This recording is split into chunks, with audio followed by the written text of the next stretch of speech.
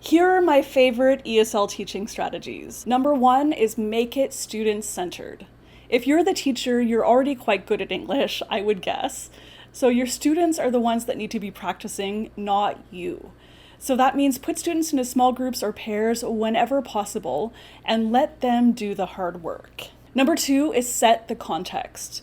You can teach all kinds of language, all kinds of grammar, all kinds of vocabulary, but if students don't know when to use it, it's not actually that useful. So whatever you're teaching, be sure to set the context and give students a situation in which they can use that language. Number three is use a variety of games and activities. It makes it more interesting to have a class where students there's some routines and some kind of standard things that you do every day, but there's also some element of where students don't really know what to expect.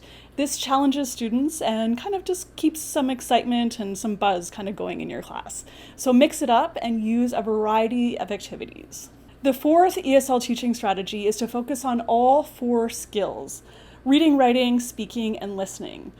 So even if it's a conversation class, I still like to sneak a little bit of writing, a little bit of reading in there. Maybe it's a writing class, I still like to focus, sneak a little bit of conversation, maybe a little bit of pair work, something like that.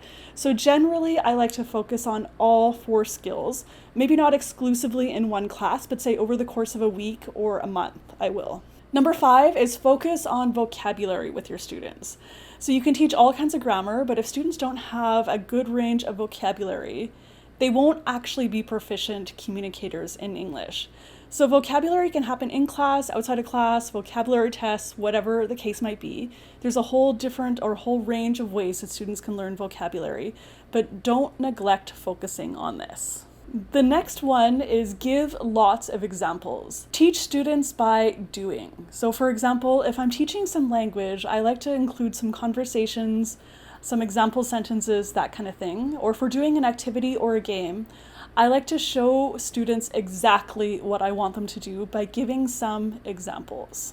And the final ESL teaching strategy is find out why students are studying English. Think about these two students. Number one, they just want to travel and just be able to speak in English and kind of get around easily in an English-speaking country. The other student maybe needs to get a very high score to get into medical school in the US. Of course, your class is going to look very different for those two students, so find out why. All right, so those are it for my ESL teaching strategies. Please be sure to check out my book, ESL, EFL Teaching Practice and Methodology. And please hit like, subscribe, and I'll catch you next time.